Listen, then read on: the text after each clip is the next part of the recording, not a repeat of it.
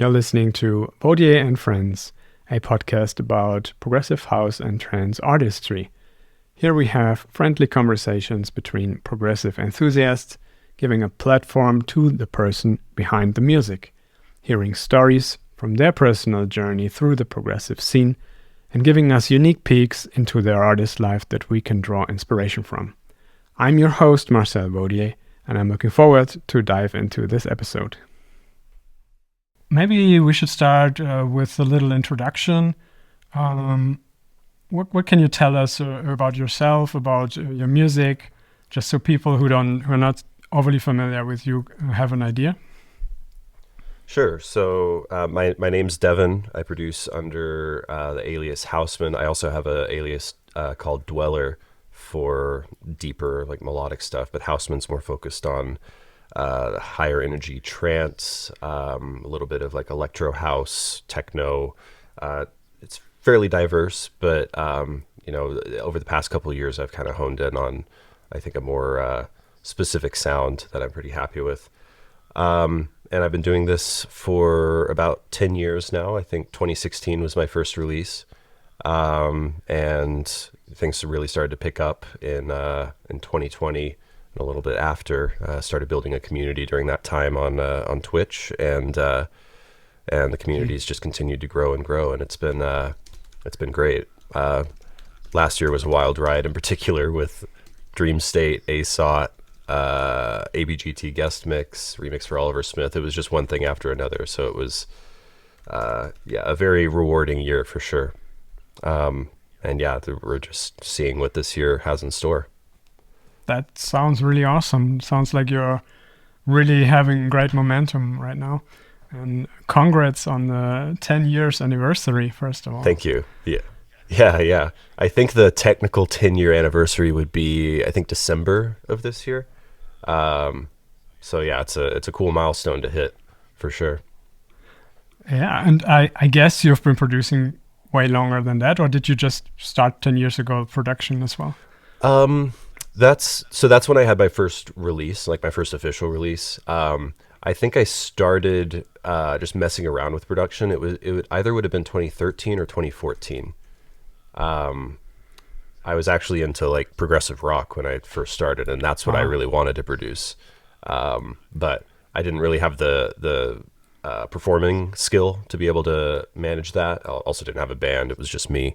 So then I started getting into electronic music, discovered Deadmau5, Above and Beyond, and then downloaded the demo version of FL Studio and started messing around in that. I remember I actually took quite a while to buy FL Studio, so you couldn't save in the demo version, so I would just leave the project running for as long as I could, and then I had to call it done at some point, and then I'd just lose the project.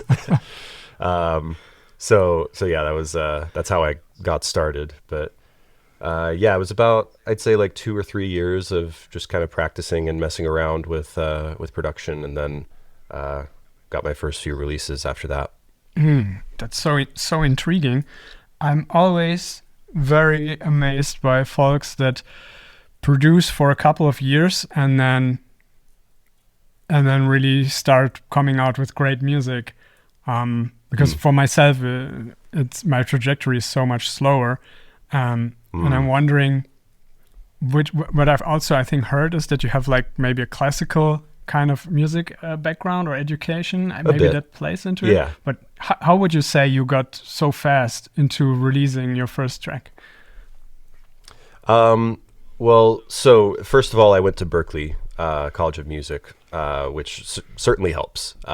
Being in that environment and being in classes that teach you specifically like how to use Ableton. Like there's no better way to hone your craft in that way. So that certainly helped. And I think at the time, like not everything that I was producing was good. I definitely didn't.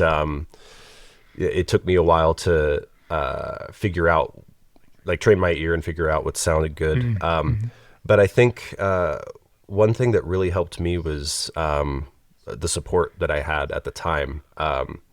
So the first signing that I ever had, I actually sent a really, really rough demo to Adrenaline Room, which is S&R Neil's label. He's half of 11. And they said like the production wasn't good enough, but the song idea was really good. And so they wanted to turn it into a collab with S&R, and then gave me that release on Adrenaline Room. So that was a really big break for me. At the time, I think Adrian Alexander was the A&R there. And so he was another person that really helped to kind of boost my career in the very beginning. And he's been kind of in the background along the way, you know, helping me out at Elliptical Sun and then later on at Injuna. So, you know, a lot of it does come down to connections and being in the right place at the right time, and having that little boost from those people that are helping you out. But I think probably the biggest thing is just going to Berkeley and also being classically trained, as you mentioned. You know, music has been something I've done my entire life, as long as I can remember. So, you know, when I started actually trying to release music, I had quite a bit of experience by that time. If I may ask, is this your main occupation, or is it still a hobby? It's my main occupation at this time. So in 2020, when the pandemic hit, up until that point, I had been working in food service. And obviously when everything closed down, I lost my job and wasn't able to make money that way. So it was around the same time that I graduated at Berkeley. So I was like, well, let's try to make this degree make some money. So I started putting in the work and trying to build up the brand a little more, build up a community. And it was very slow going at first. I wouldn't have been able to do it if I didn't have, well, first of all, being on unemployment really helped. Having a really supportive family as well to be able to provide support as needed during those early times where I wasn't making ends meet as easily. And then, you know, eventually I started building things up, making a little bit more. And I'm happy to say that this year is the first year where I'm actually making more than I'm spending. Congrats, man. It feels, thank you. Yeah, it feels really good to be in this position now, because I that financial insecurity is finally gone after 6 years. So it's not an easy journey, but it's definitely rewarding. I'm wondering, when I decided to start releasing electronic music, I never had the idea that there could be some kind of income connected to it at one point. How did you start going into this genre? Because my guess is that in other genres it might be easier to make a living. I'm not sure, but electronic music is, at least, maybe now it changed, but it was kind of driven by hobbyists at one point, mostly like people who are there for the love of the music, and career maybe second. I guess this is changing nowadays too, but were you going into it thinking, I will build this into a career one day, into your career, or is this something that has evolved along the way and you're just making it happen as a decision that came naturally? I mean, I think that it's always been the dream to have this be my full-time gig. I think a lot of people look at making money in the industry as, well, they have this warped perception of what that looks like. They think that they're going to just put out music and make money off of royalties, you know, maybe play some shows and make a ton of money off of that. And the reality is, most of the time, those are the things that make the least amount of money. You don't make a ton from royalties. Every once in a while, you know, maybe something will pop off and you'll get a nice check, but there's no longevity to that. It's just like a one and done sort of thing. And then with shows as well, especially these days, it's just so much more difficult to make a living that way unless you're playing like a really long extended tour. And in those cases you can make some money, but then it's also really taxing on your body. So you gotta be careful with that.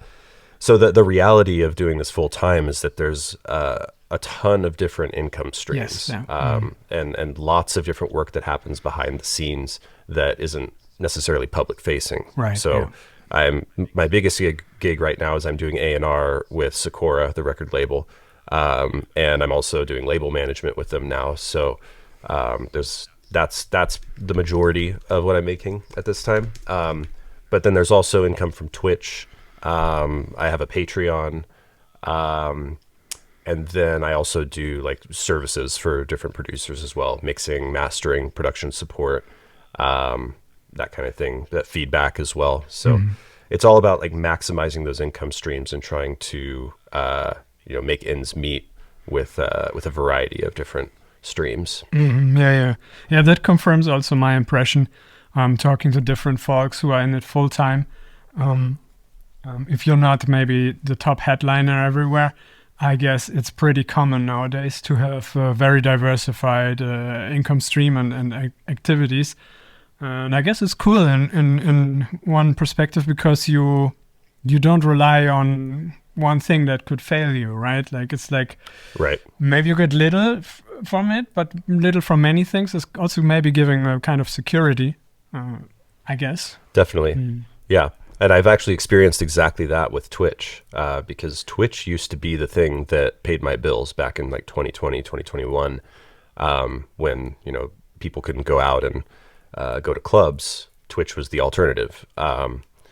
So during that time, that was what was paying my bills, but it's steadily decreased as people aren't online anymore. And also Twitch has implemented the new DJ program, which takes a cut of the DJ royalties to pay out to artists, which is great. And I appreciate that they've done that, but it also makes it really tough as a DJ to, justify being on there. So I've had to cut back how much I'm doing. I'm never going to fully leave because I love the community on there, and I want to keep that engaged and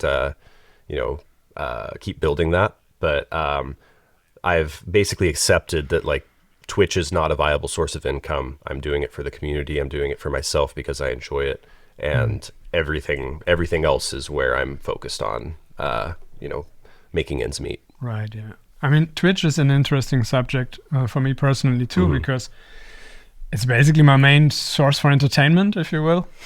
Oh, is it? It is. Cool. It is since many years now. Not even Netflix or anything comes close. Twitch is just Wow. it's more interactive.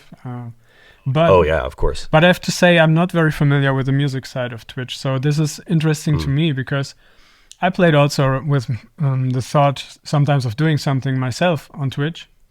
I looked into the DJ program, found it a bit discouraging that like you have to choose from a list of stuff that you're allowed to play. Right. There were some other things where I felt like you cannot really curate it the way that maybe you would like to. And then for me personally, I don't know how it was for you in the beginning, but for me a huge hesitation there is basically just a little bit of anxiety of going live and maybe in the beginning having not many Sure. viewers. How are you going to entertain them? How will you what will you show that's interesting to folks? And all these thoughts Right. are in my head. How did you start out on a platform like Twitch, and what was your evolution there? Yeah, so I started out, just doing it for fun, more than anything, because at the time couldn't go out to clubs, and we were stuck without jobs in our apartments. So I figured, like, why not try streaming? Like it's just fun. Like I was just having fun with it, just practicing, and at first it was really slow going for sure. I think. The first few streams, it was like my mom, my girlfriend at the time, and there weren't a lot of people there watching or engaging, and it took a long time to build up. And again, the reason why I had some success there was because I had some help along the way. And actually, the same guy, Neil from 11, who signed me to Adrenaline Room back in the day, he was one of the first people on Twitch to really start building a community there. And they did a stream over on the Anjuna page, and I had sent them some of my tracks, some works in progress, some upcoming releases, and they played like all of them on the first stream. I was blown away, and there were people in the chat like, "Oh man, this is great." And so I was in the chat, and people started to see who I was, started to follow me, and started to build up a little community. And we've still got people tuning in to Twitch that are from those OG days. And what's cool about Twitch is you can see those the subscriber count. So we've got people that are at like 70 months or something like that. It's really cool to see. But again, it was so slow going in the beginning. You know, I'd have like 5 or 10 viewers for pretty much every stream. And it took probably about like 2 or 3 years for it to actually, really grow and become something that I could live off of. Mm-hmm. Yeah, I love that about Twitch. I know myself, when you're a subscriber somewhere and you're maybe one of the early supporters, it's kind of also like you have an ambition to kind of stay with them. Like, otherwise your number is going to disappear, like you're one of the first supporters. Right. And it's kind of, it brings you joy as well as a subscriber that you're an OG kind of. Absolutely. And that's kind of special about Twitch. That you have this kind of there's not a lot of other platforms that have that that same sort of feeling. Mm-hmm. YouTube's trying to do it, but you know, it's not the same, and I don't think it ever will be the same. Mm-hmm, yeah. And you mentioned Anjuna page. Can you elaborate just quickly what that is?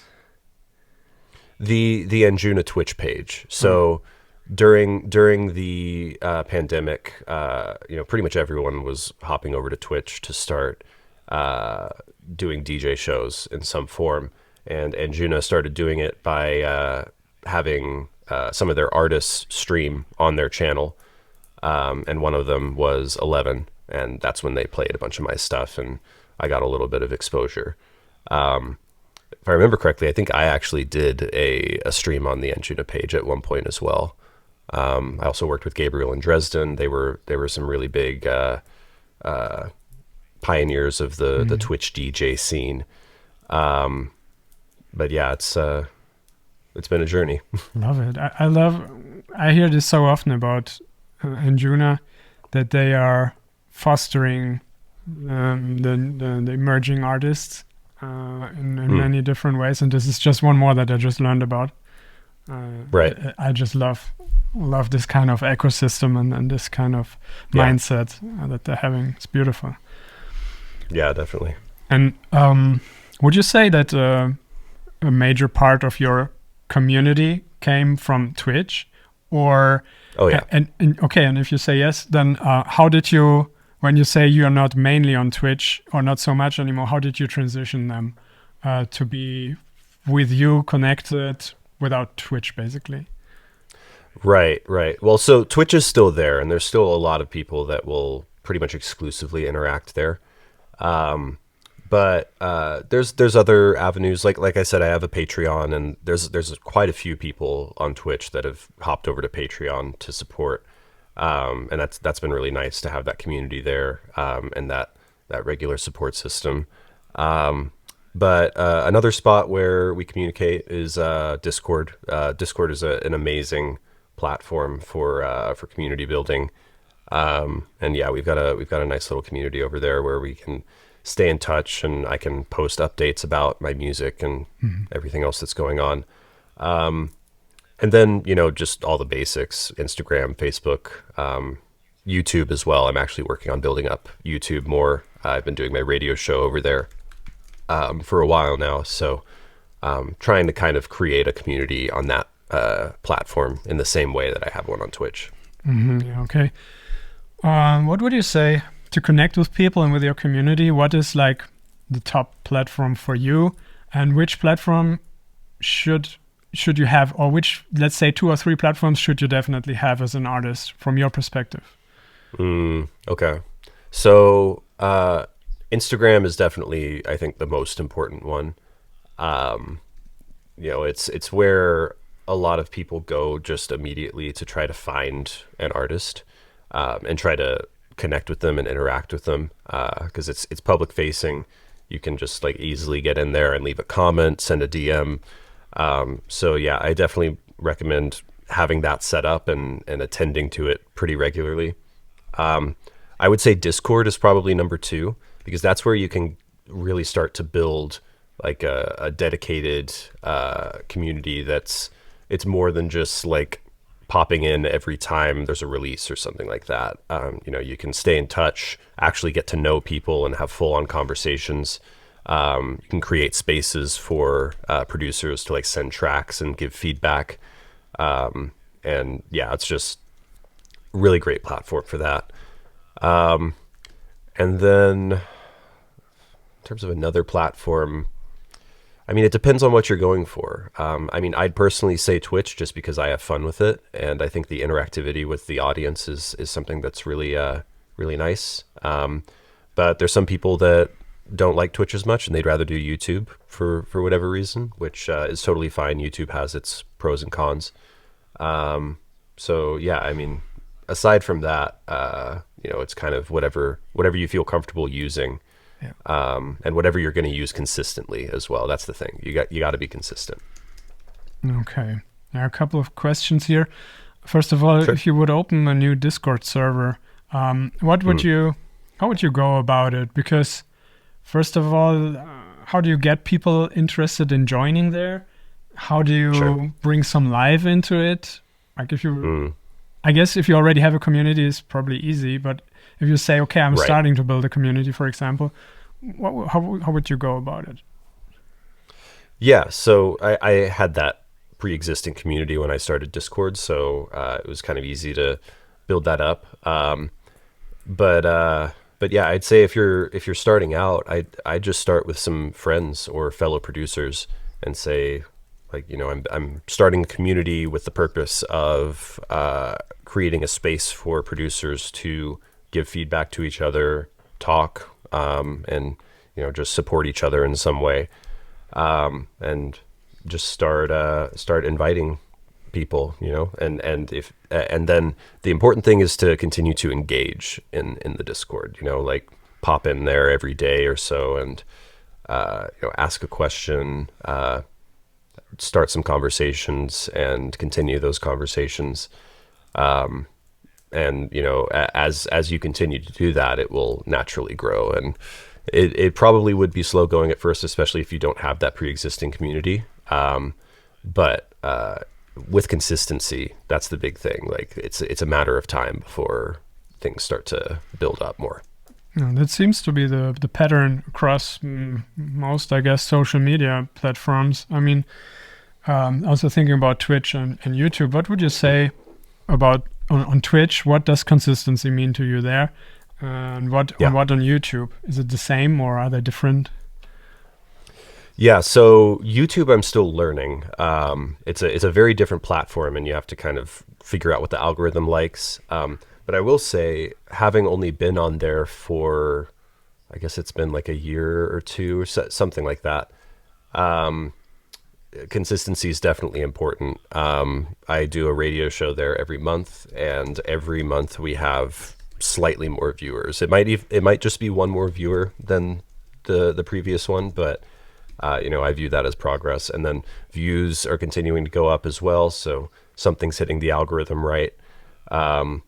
And then so I'm still trying to figure out exactly how to hit the YouTube algorithm right. But with Twitch, the thing that was really helpful for me was setting a schedule.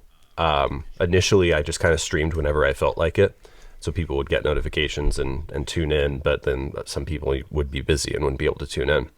Right. So as soon as I started a consistent schedule where I would go live at the same time, same days every week, that's when I started to see some major growth, because people would put that in their calendar and they'd know every week at this time Hausman's going to be live, and I can get my weekly dose of new music or organic house or whatever it is.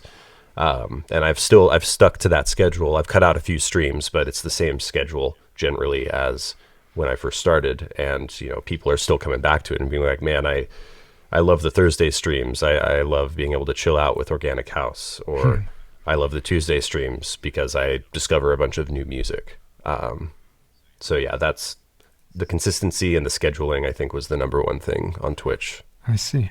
And it sounds like you're prioritizing playing music to people on Twitch and on YouTube.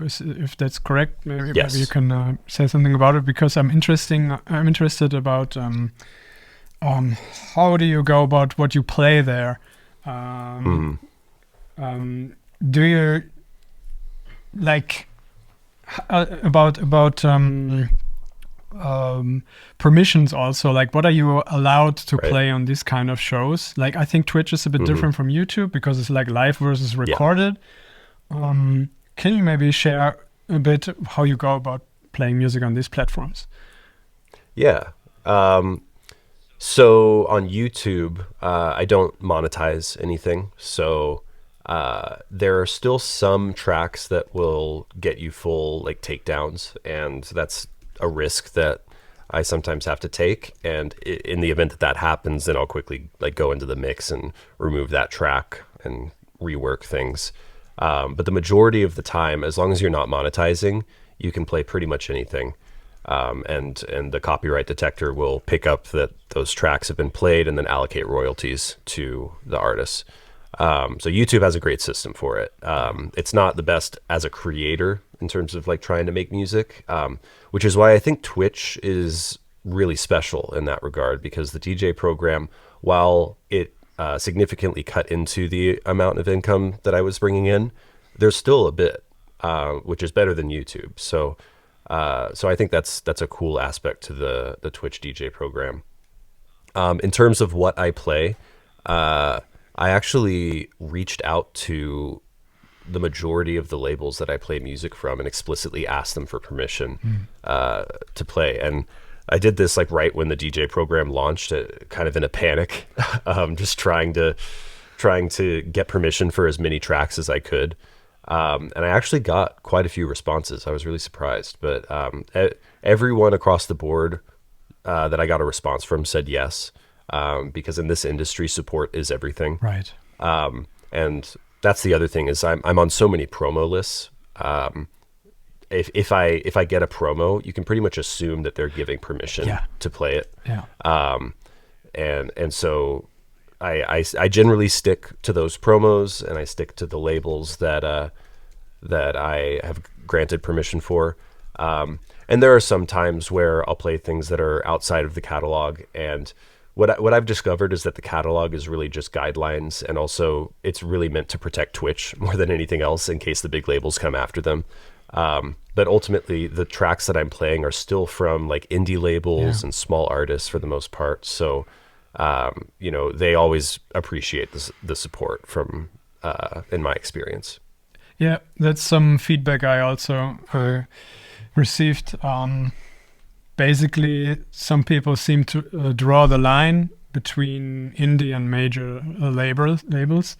As you said, like indie labels, I would also expect that they're happy because everyone supports one another in the scene, and that's how it usually works. And then the major labels, where it goes more into the business aspect, I've heard to be a bit more careful about it. So maybe if deadmau5 signs to a major label or so, maybe don't play that track.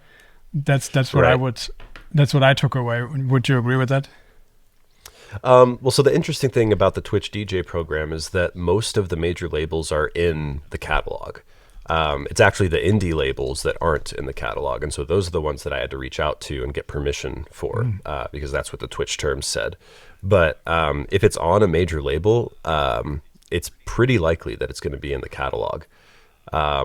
So you don't really have to worry about that as much. What you do have to worry about are the restricted artist list. There are specific artists that have opted out of being played on the DJ program. And it's an odd collection of artists. I think like Pink Floyd is on there, and Madonna maybe. It's a bunch of like really, really big artists that are like older generally. But in all of this time since the DJ program launched, I've only gotten one warning about a track that I played that was detected. It was actually just last month I did an April Fool's stream where I play a bunch of fun like meme tracks and remixes and stuff. And one of the tracks was the Matzo remix of The Circle of Life from Disney, from Lion King. And of course that's Disney, and I should have thought about that before I played it. But I did end up getting an email saying, hey, you shouldn't play that. So yeah, I won't be playing that again. Oh my gosh. They really live up to their reputation there. Yeah. They find everything. I guess so. Right. Okay. Yeah, I mean, what I see with non-music Twitch streamers, where they often they just even play some pop artists' music in the background, really mainstream music. And what happens to them is their video on demand gets muted in the parts where those songs played. But that seems to be about it. They don't seem to have any further trouble because they keep doing it. So it doesn't seem to be that dangerous at the same time then. Yeah. Okay. Let's maybe shift gears a little bit. Sure. Maybe we didn't talk so much about your story yet. I found it really intriguing that you started from, what did you say, prog rock? Oh, yeah. So, progressive rock is what I was kind of playing around with the first time I started with production. So I started on piano when I was really young. And then in like middle school, high school, I was in percussion. I actually played marimba, was my focus instrument, which was a lot of fun. I definitely miss those days. And then around that time, I also picked up guitar and drum set. And once I had all of those instruments together, excuse me, once I had all of those instruments together, I felt like, I could start to write actual music like a band. And so I started experimenting with that. I had my laptop. I had a really, really inferior interface, a really bad mic, this like super cheap MIDI keyboard. I didn't know how like MIDI really worked at the time, so I would just take the direct out from this keyboard and use like the baked in keyboard piano sound and just record that directly in to the DAW, and so it sounded like garbage. But yeah, that's how I started experimenting with it. I think I was using Reaper at the time, and did not know what I was doing, but I was having fun, so that's really all that mattered. And yeah, I think it was about a year where I was messing around with this sort of progressive rock sound, and towards the end of that time, that's when I discovered Deadmau five and Above and Beyond, and started getting really into like mixed albums and things like that. And that's when I started playing around with FL Studio. Wow, it sounds like you basically became a one-man band, being able to play all the essential instruments. I tried, yeah. I wouldn't say I was spectacular at any of them. I think it was kind of average at most, but I was good. I was passable. It was good enough, and I could record a few takes and get something that I was decently happy with. But yeah, I mean, that prog rock album, it's out there. If you dig for it, you can find it. I'm not going to share any details because it's very embarrassing. But I hear that so often that folks say the earliest stuff, it's embarrassing, and I guess it's normal. Yeah. I mean, you're just starting out. You're just trying yourself and trying yourself out. And so nothing to be embarrassed about. Fair enough. I mean, I was like 16 when I made this, so. I don't know. You're going to look back on those years and always cringe a little bit, I think. But it's really hard to listen to it from a different perspective without, hearing your own voice and wishing it never existed. Oh, you were singing on it as well. I was. It's very bad. That's amazing. It's very bad. Yeah. Yeah, I guess I've started getting a little more comfortable with singing in my own tracks. Now that I know what I'm doing with production, like I can make it sound good. Tell us, where's your voice? Where can we find your voice in your tracks now? In my tracks, so the track, my Dweller track, Something About You, that one has my vocal in it. It's heavily processed, but it's in there. I think the most forward vocal that I've ever done is in Scared of You. That one's on Clubhouse. It's still heavily processed, but it's at least like a full verse chorus style vocal, which I think is the only time I've ever done that myself. So yeah, that one's definitely the most upfront vocal.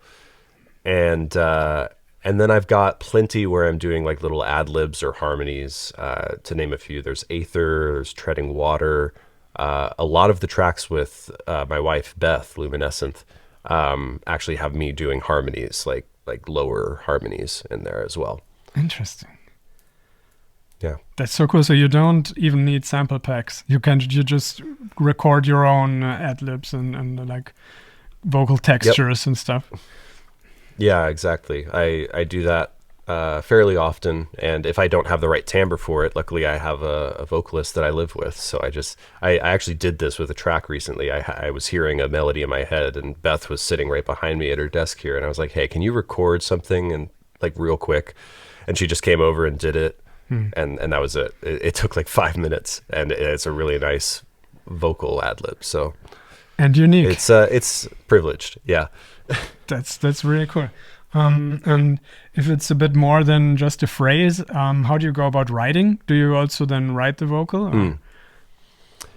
Sometimes I'm not as good at the lyrical side of things. I tend to struggle with that, especially in this genre, because so many vocals in this genre are very cheesy.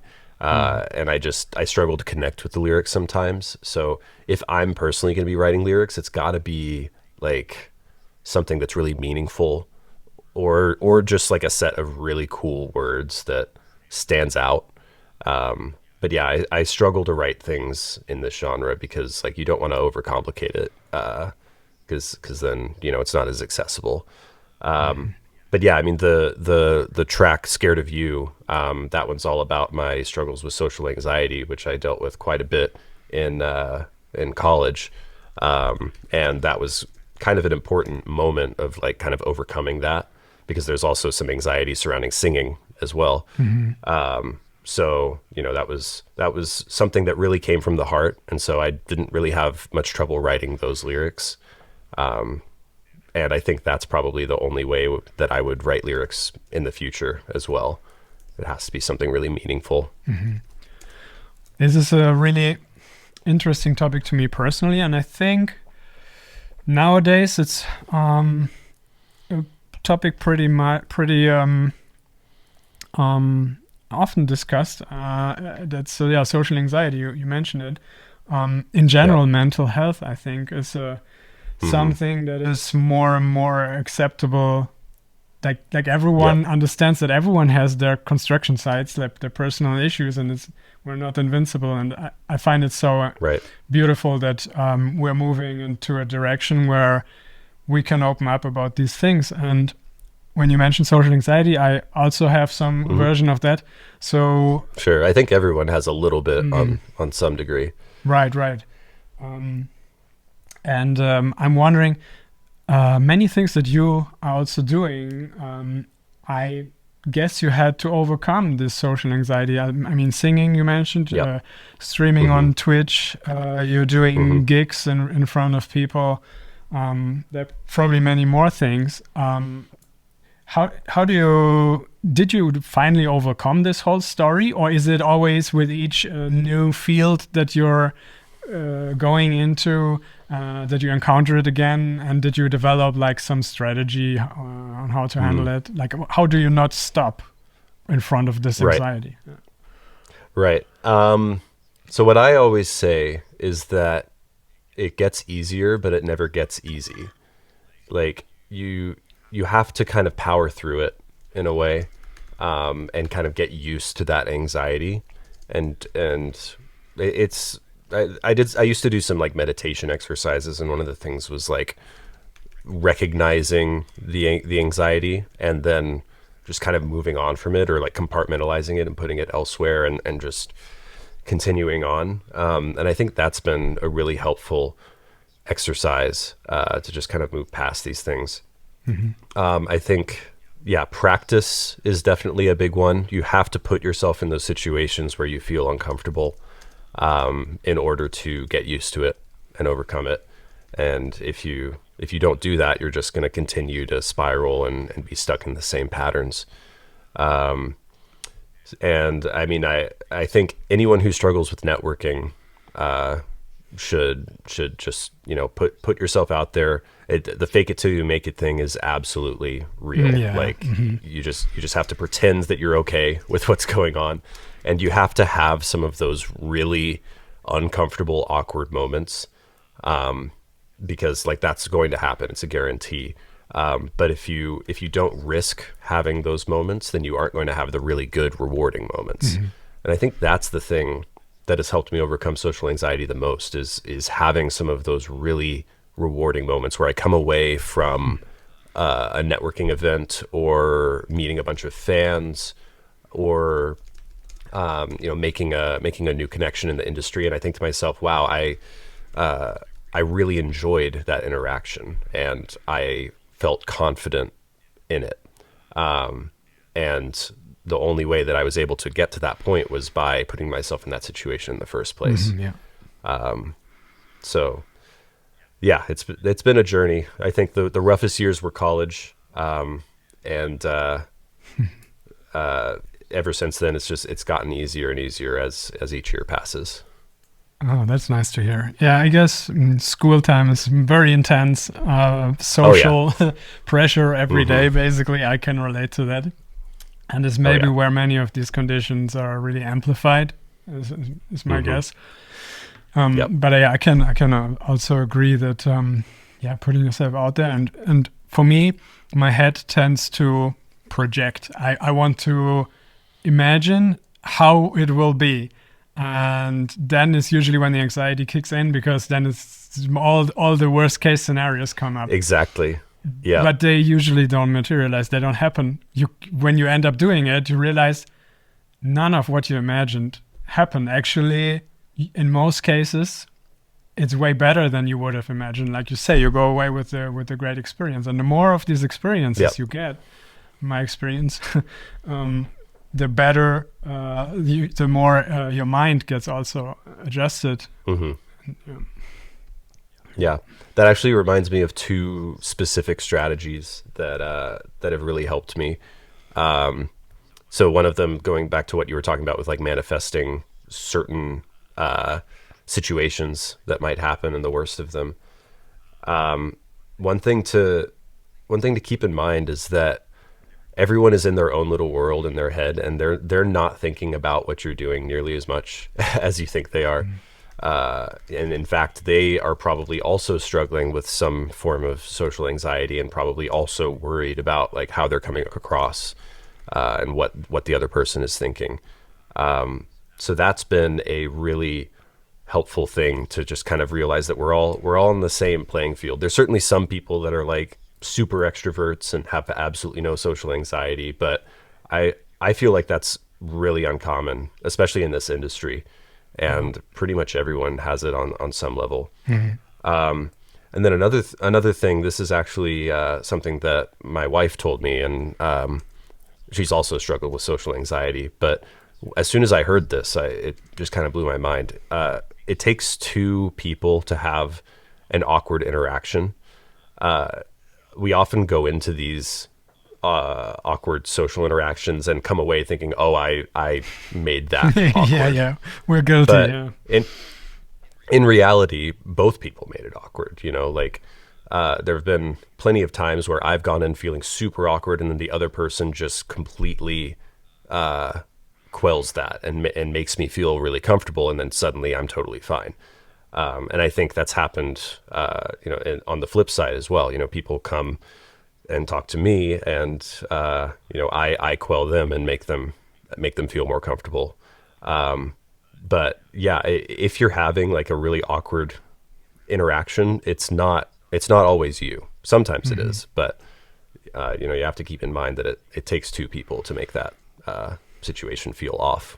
Yeah, I mean, I can relate, and I think sometimes we put too much responsibilities on our shoulders, that we feel responsible for the outcome of the situation, and that we feel, like you say, like whether it goes good or bad is under our control, but we're 50% of it. And Exactly. I think it can help tremendously if we realize that we don't have to put such a huge burden on ourselves. Right.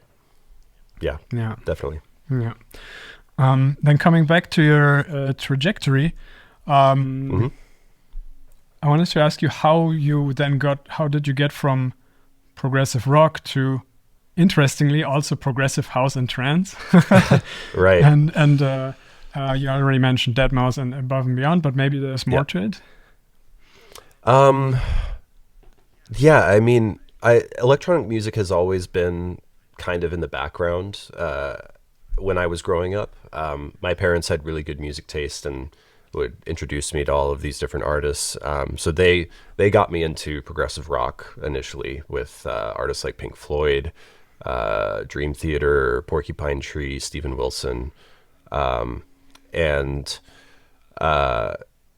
but they were also sharing stuff like Robert Miles, Tangerine Dream, Daft Punk as well. They helped me discover Daft Punk, and so that was always kind of like an underlying thing, and I think I made the I don't know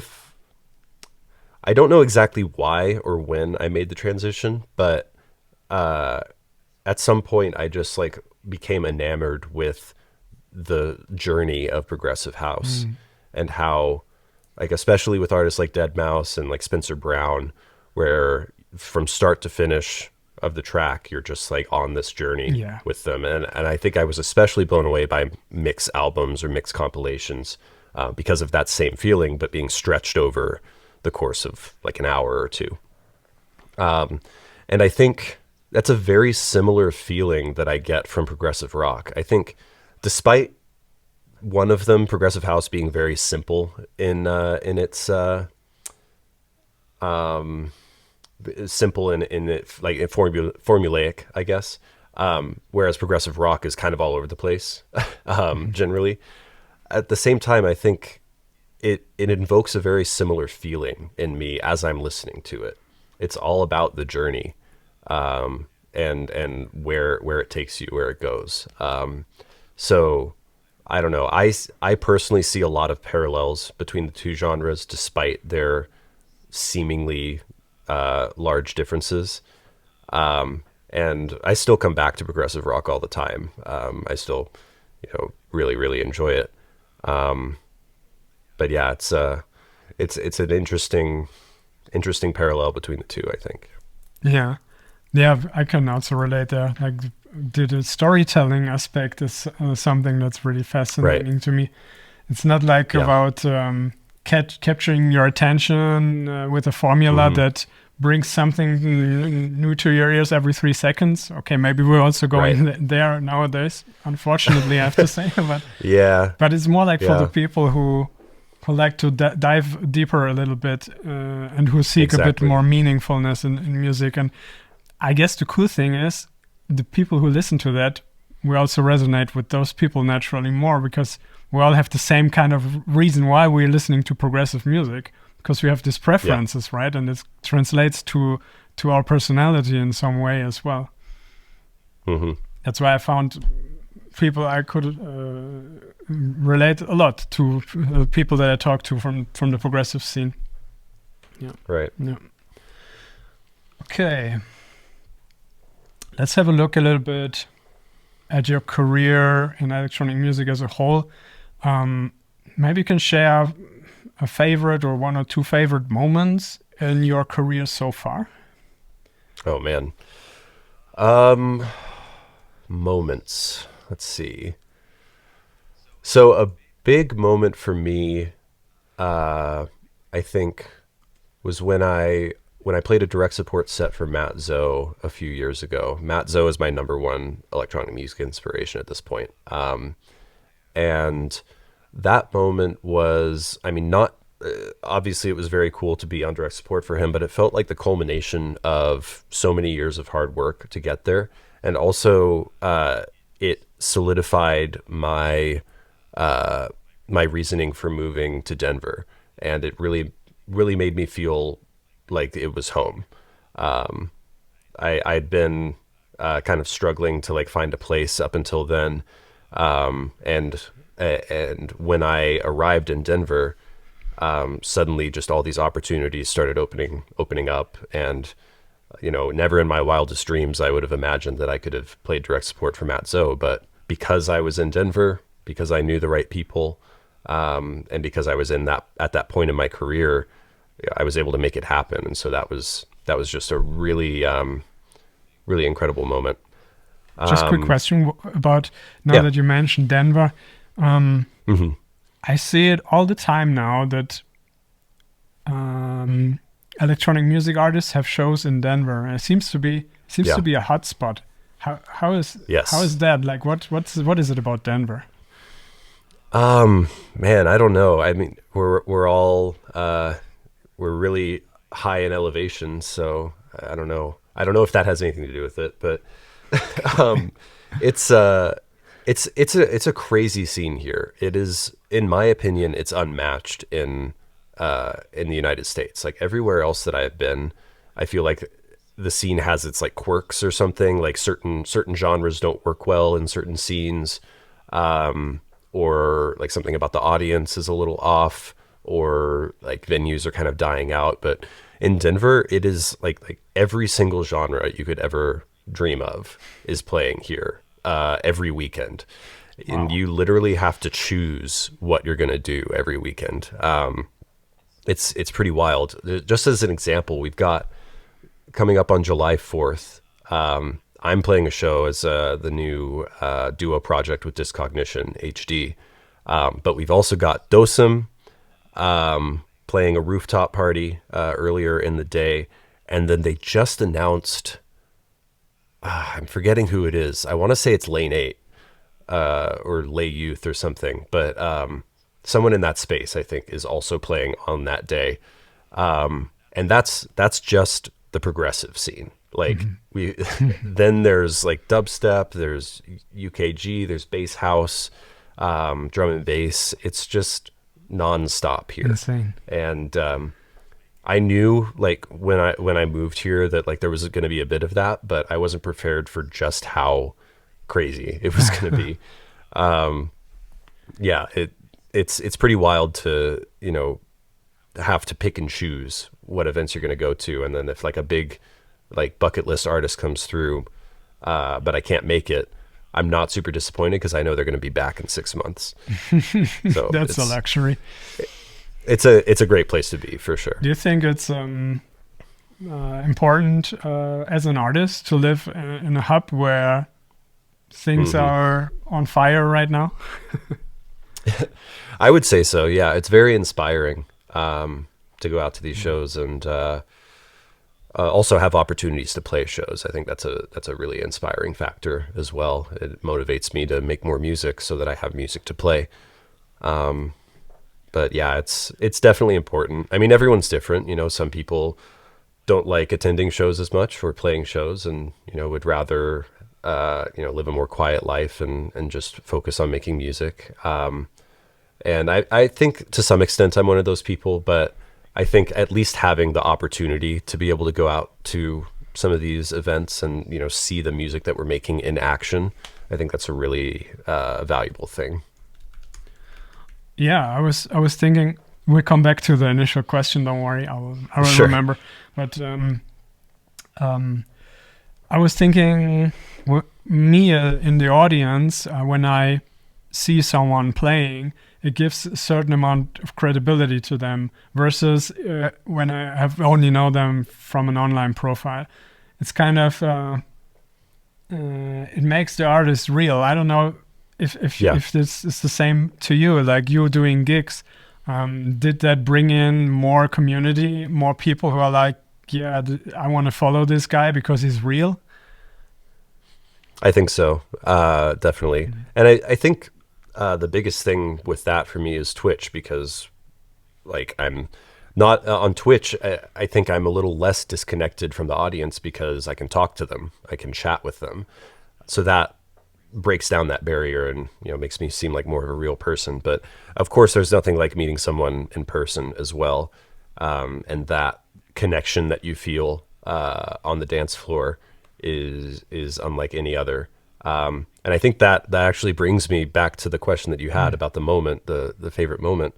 I keep coming back to the Dream State set that I played last year, because it was just, the vibes were so good. Everyone was having such a good time.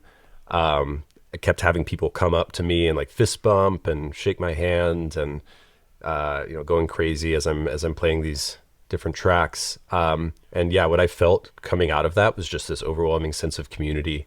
And I actually was struggling with some pretty major writer's block before Dream State for about 4 months or so.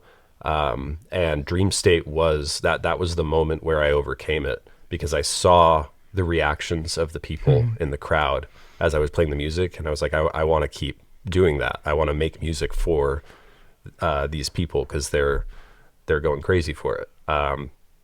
So yeah, I think that's been a huge motivating factor for me, is the community and the in-person connection that I've been making with all these people. Okay, yeah, that resonates with me. I mean, I would even go so far and say, in general, putting your stuff out, just releasing what you're producing and putting that out, or even in person like you're doing it, because then you get this kind of feedback that you couldn't have anticipated. You maybe have imagination of what will happen, but it's not reality, and then you get this unexpected motivational boost. I can relate to that, not exactly in your situation, but in other situations. And I would recommend everyone who's listening, and who's maybe also on the path of becoming an artist, to put stuff out there. It's very important, and you got to start doing that, and that will it is like a feedback loop that then amplifies itself, right? Yeah, definitely. Cool. Anything recently that happened that you're really proud of, that you want to share? Any cool new stuff happening? So I mean, I think the biggest update for me this year is what I mentioned earlier about being financially stable and having music be like a viable career.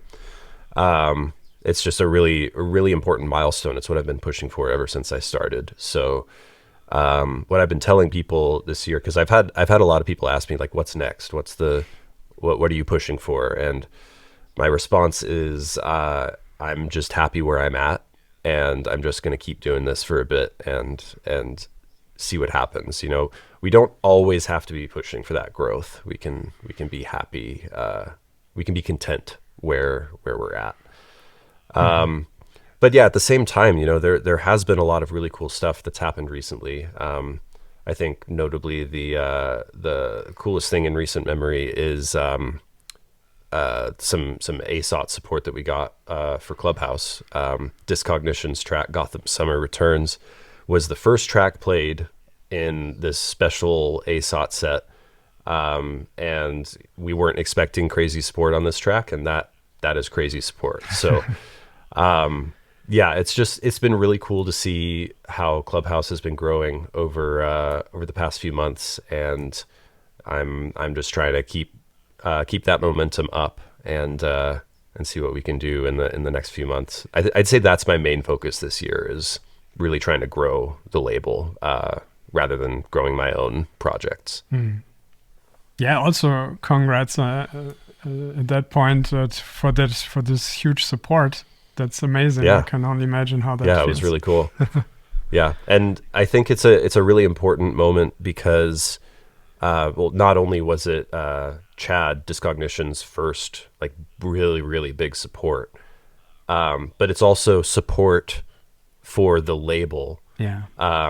In a way that hadn't happened previously. Because before it was like my tracks would get supported, or like Vintage and Morelli's tracks would get supported, and they're being supported because because it's the artist, because the people who follow recognize the name. But I think it's an important milestone that the label has gained some credibility. Yeah. And so now the curators are keeping an eye on the label and not just the specific artists. And so I think that marks a really important moment for the growth of the label. Mm-hmm. Yeah, I mean, you've been nurturing the label, I can tell myself. Just to tell this story here, like I just reached out to you a while ago with my demos and didn't expect anything, and you were kind of so positive about it. You said like that the tracks are not there yet, but you had some ideas, you gave me some feedback, and I was like very positively overwhelmed by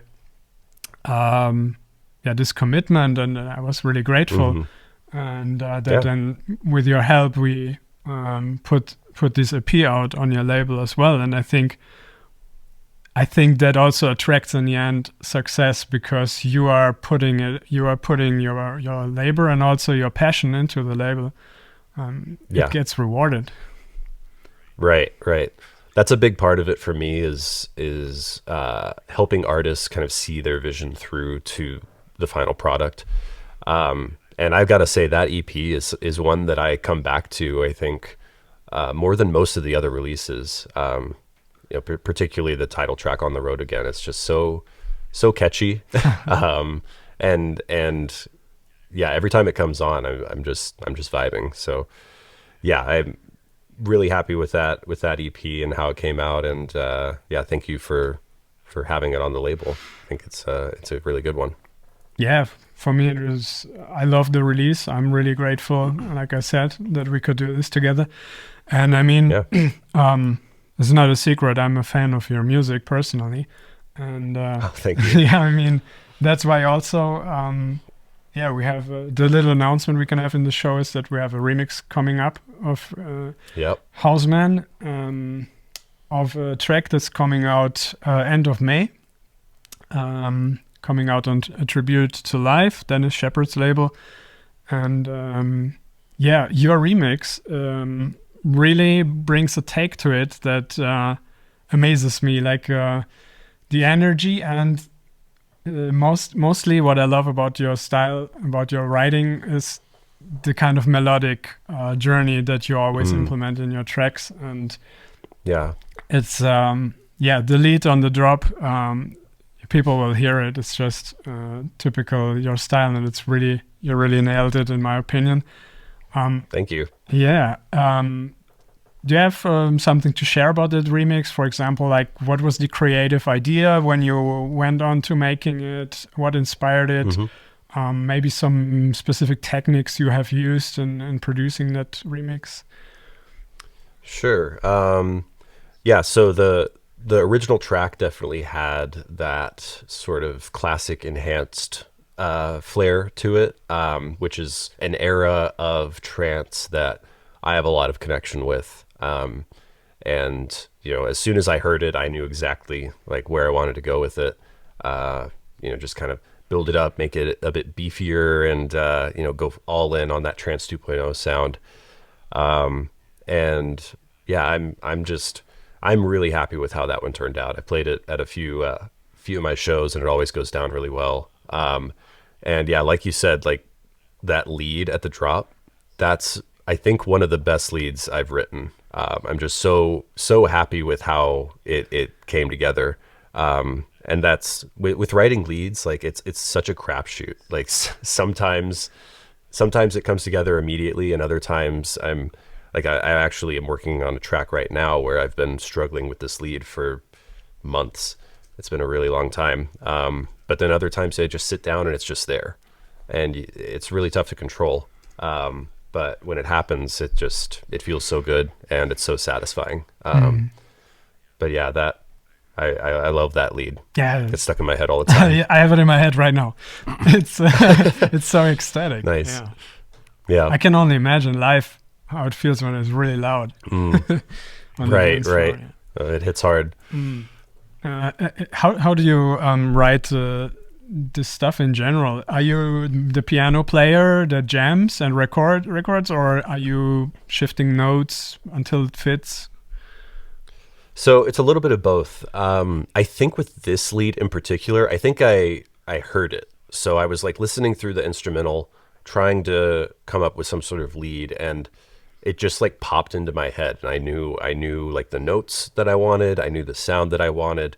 And so like when that happens, you just have to like jump on it and make it as quickly as you can before you lose it. So I did that, and it came together. Again, that doesn't always happen. Like it's pretty rare actually that, it just pops into my head. I'd say the majority of the time I am using a piano, and I'll just pull up a bunch of different synths or instruments and just play things in until something starts to click. And then, I'll run with whatever that is. But there's plenty of times where I go through that process with the piano and try to write something and nothing really sticks.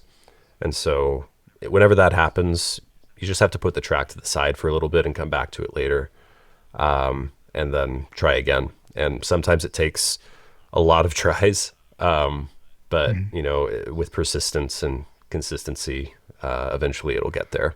Okay.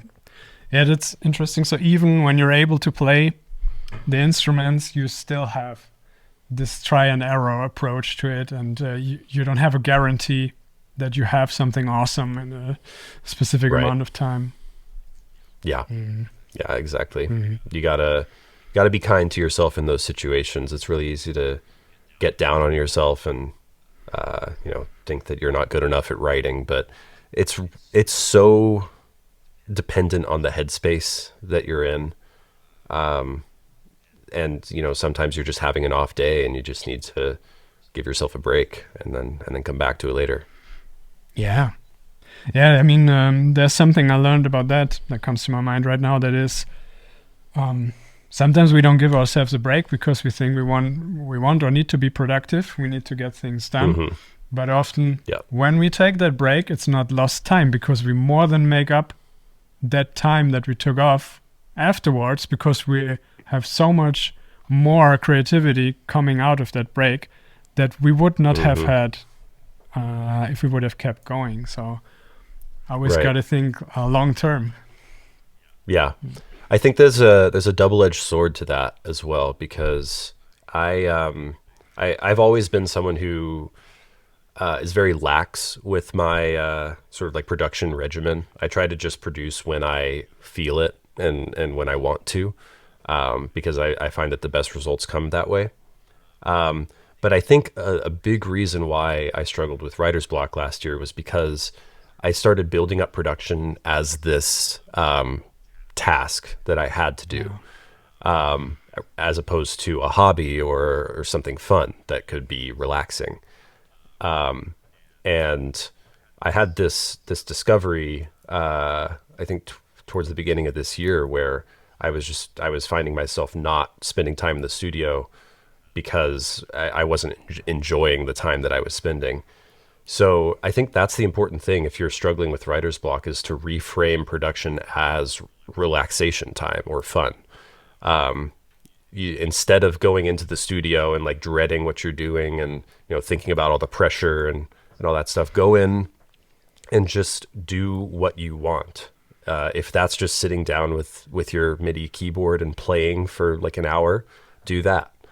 If it's like designing a sound or exploring a new sample pack or synth presets, do that. Like do whatever feels right in the moment. But I think the important thing is to not avoid it. Because I think that's a pattern that I kind of fell into, is this pattern of avoidance because of all of the pressure that had built up. Give yourself like 30 minutes to an hour every day to just go in and try to do something, and make it fun. Do whatever you want to do. Make sure that it's during a time in the day when you're relaxed. So if it works for you in the morning, great. If it works for you late at night, great. Maybe the middle of the day is when you're feeling the most calm. Whenever you are in the right headspace, that's when you should go in and do it. And yeah, I think that's been really helpful Yeah. for me over the past couple months to kick this writer's block. I've heard that so often that fun is very, very important. I Yep. guess in creativity in general. I mean, Yeah. most of us, we start out because of fun, because we're having fun Hmm. making music in this example, and Yeah. then we maybe get a bit more successful, and then the pressure rises and the fun decreases, and Yep. yeah, it's important to be aware of that, I guess. I mean, I always Definitely. remember when back then when Deadmau5 was getting big, and he said he got all these remix jobs, and he had like 1 or 2 weeks for each remix to finish, and he was just usually he was used to have more time to make things to get things right, but now it was more like a batch batch working of doing remixes. Right. And yeah, I think I don't remember much about it, but I think he also didn't get too well out of this phase of his career. So this Yeah. can be the other side. When you have so many commitments, I guess it can be quite difficult to say, "Hey, I should still have fun." Hmm. This is Yeah. a struggle. Yeah.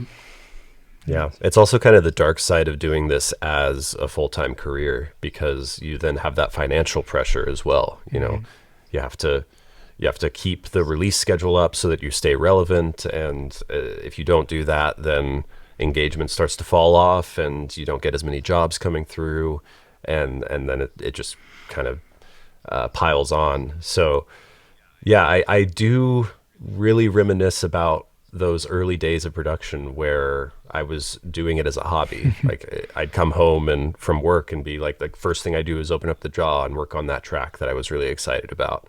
And those moments are so rare these days. So it's but I'm trying as much as I can to shift my mindset to get back into that feeling, because that's where the best music comes from. Yeah. Yeah, I mean, you can easily also put pressure on yourself because you want to achieve stuff. Like I noticed this for myself. I said this year I want to release an EP every month. So that's my kind of my commitment. So I'm kind of putting myself under pressure, Sure. working, getting 2 tracks release ready every month. And yeah, it brought me some success already, and it really works Yeah. out.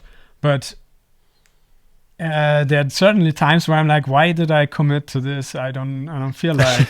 And Right. what a mentor told me, John, in case he's watching, he brought me this example of artist versus artisan, and the artist is the one.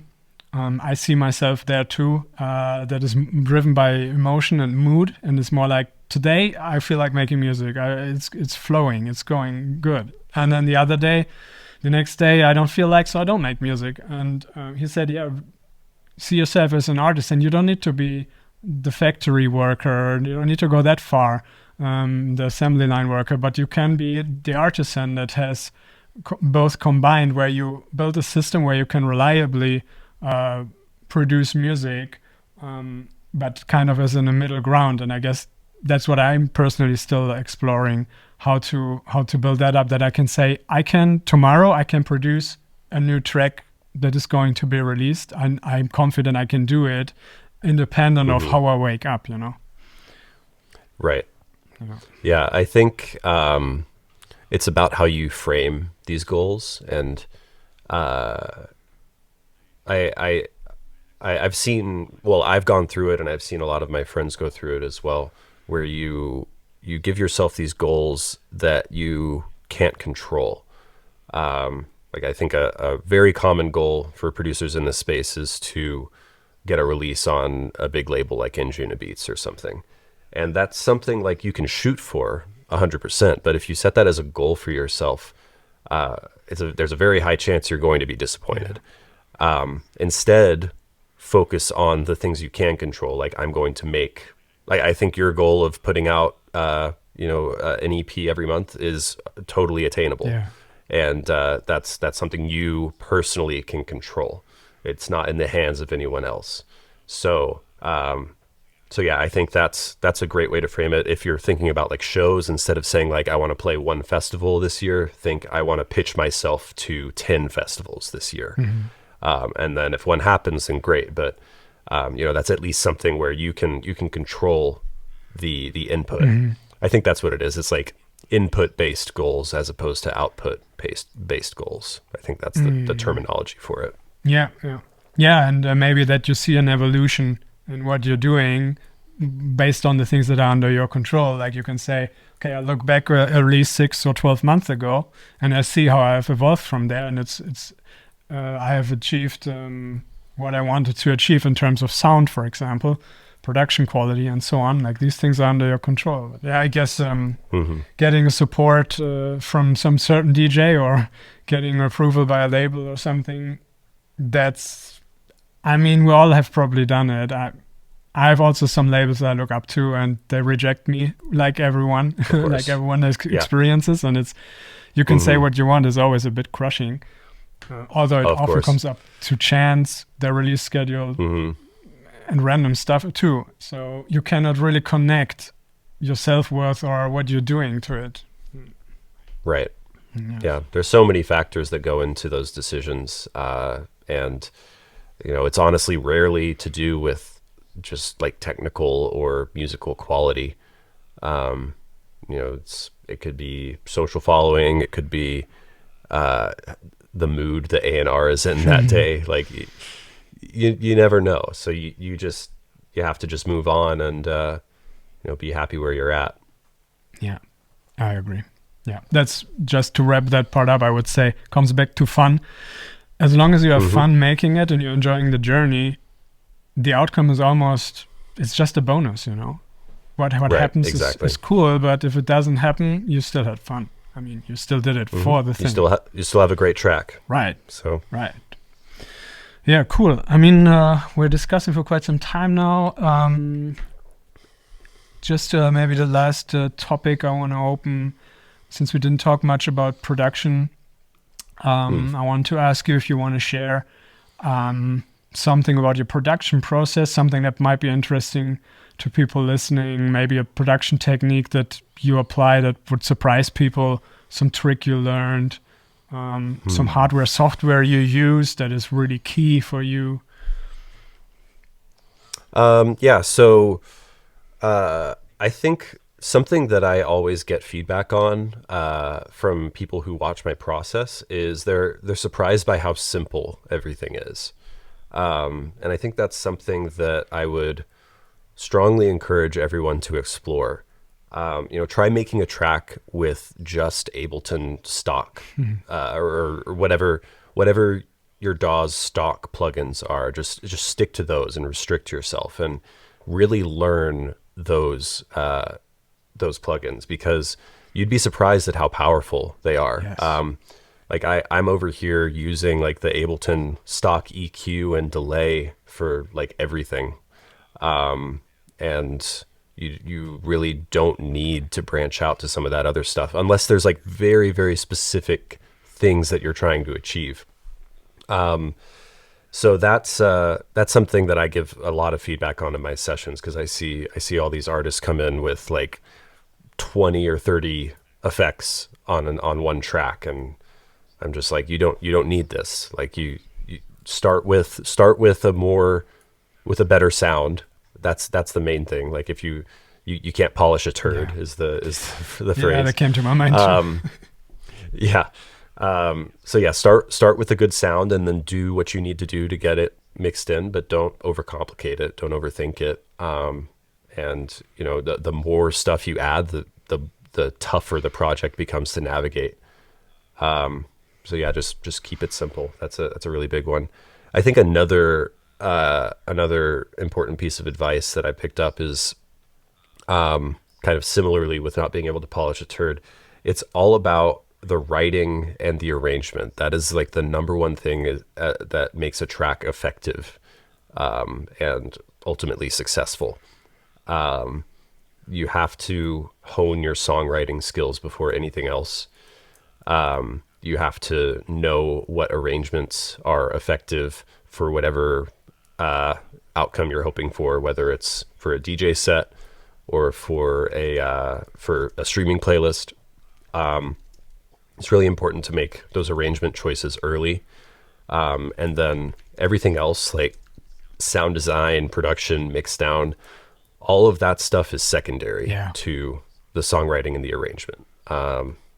So yeah, I think there's a lot of people that get bogged down with the mix down, and they're spending hours trying to get the kick to sound right. And like, if you're doing that, just pick a different kick. just move on, like keep it simple and don't overcomplicate it, and focus on the song before anything else. Yeah, I love it. Totally resonates with me too. I mean, to me, effects, plugins, mixdown, all these technicalities are like, if you will, they're polishing techniques. They are to polish what's already there. They are to showcase in the best way what's already there. But how will you showcase something that doesn't look good in its core? Like the arrangement and the writing need to be something that wants to be presented and exposed. Otherwise, what you're exposing is something that will not sound good in the end. So you can be fantastically good at this kind of technicalities, but the material, the source material, plays a very big role. And this I had to learn myself too. It's a big confusion when you start out producing. I think we all go through this journey of overcomplicating things and then reining it back in and realizing you don't need to do that. I certainly remember plenty of tracks that I put together that had like 200 different channels and effects all over the place and like 5 EQs on one track. And and the other thing is like layering, like just putting another layer in if you feel like the track is missing something. Like that's almost never the right decision. You should instead find one sound that works really well and make that sound as good as it can be, rather than just slapping a bunch of different layers on it. Right. Yeah. I mean, I studied Deadmau5 and Eric Prydz because they were kind of at the top for me taste-wise. Yeah. And both of them are, in my opinion, masters of simplicity. So I tended to think that it's simple what they do. It's easy, but the simple stuff is the hard stuff. It's because there's very little, but it's so good that it is enough, and that is exactly what we should focus on, to have this little stuff that is there as good as possible. That's how I would summarize it. Absolutely. Awesome. Yeah. Okay. I think we're maybe at time now. Yeah. So looks like it. Yeah. Let me just wrap it up by saying it was a real pleasure to talk to you, Devin. Likewise, man. Yeah. I could talk for 1 more hour or 2, but let's keep that for another time. Sounds good. And wish you all the best with your new with your new project, with your mate, Discognition. Looked awesome, the gigs that you're having. I'm following a little bit. Yeah, it was a lot of fun. And looking forward to the release of the remix, of your remix. Yeah, really excited for that. End of May. It's called Without You, coming out on a tribute to life. Any last thing you want to share before we wrap it up? I don't think so. I mean, it's been a pleasure. I love these conversations, and I think we touched on some really interesting topics. So yeah, I really appreciate you having me on. Great. Yeah, likewise. Okay, thanks for listening, everyone, and hear you in the next episode. Hey, this is Marcel again. I hope you enjoyed listening to this episode as much as we did recording it. And now we would be curious to hear from you. What piqued your interest in this episode? What excited you? What inspired you? What made you think? Please leave your feedback in the comments to this episode, and leave a like and a subscribe if you want to support the show and help us find more people who can benefit from these conversations. Thank you so much, and hear you in the next episode.